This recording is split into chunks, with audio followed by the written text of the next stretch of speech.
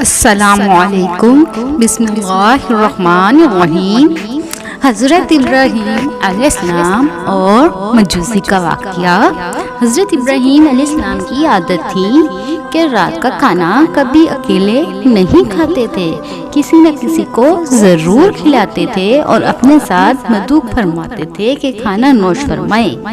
ایک رات حسب عادت آپ کسی مہمان کا انتظار کر رہے تھے کہ کسی نے دروازے پر دستک دے دی۔ آپ نے دروازہ کھولا تو دیکھا وہاں ایک 80 سالہ بوڑھا کھڑا ہے اور اس نے کہا، مجھے کچھ کھانے کو دے دو، مجھے بے حد بھوک لگی ہے۔ حضرت ابراہیم علیہ السلام نے خوش ہو کر فرمایا، مرحبا مرحبا۔ اس آدمی کے ہاتھ میں دھولیں، اس آدمی کے ہاتھ منہ دھولیں، اس کے سامنے کھانا رکھا اور کہا، بسم اللہ کیجئے۔ اور وہ بوڑھا بولا، میں بسم اللہ نہیں پڑھوں گا کیونکہ میں مجوسی ہوں۔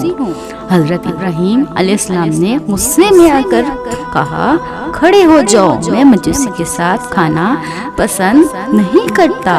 وہ بوڑھا چلا گیا۔ ادھر پلک جھپکتے ہی حضرت ابراہیم علیہ السلام آئے اور بولے، اللہ نے فرمایا ہے، اے ابراہیم علیہ السلام، منکر تو وہ میرا ہے، میں نے تو 80 سال میں کبھی بھی اس کا رزق نہیں روکا۔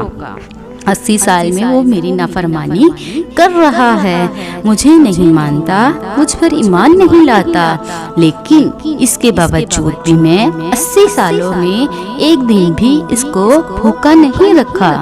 حضرت ابراہیم علیہ السلام یہ سنتے ہی اس مجوسی کے پیچھے دوڑے۔ تھوڑی دور گئے تھے تو وہ مل گیا۔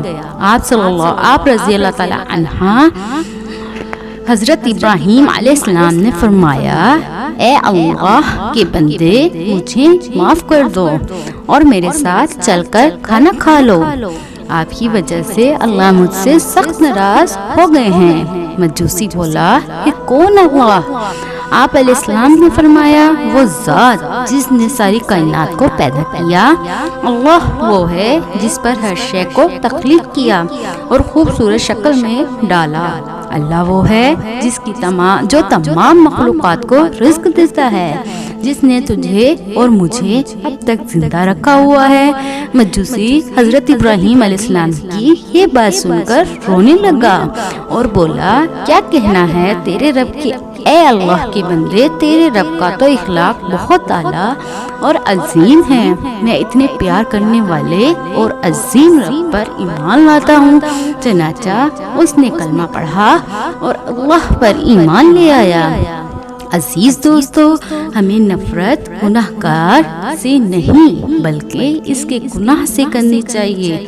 جو کوئی بھی انسان کسی گناہ میں مبتلا ہو، ہمیں اس سے نفرت نہیں کرنی چاہیے بلکہ اس کے لیے ہدایت کی دعا کرنی چاہیے۔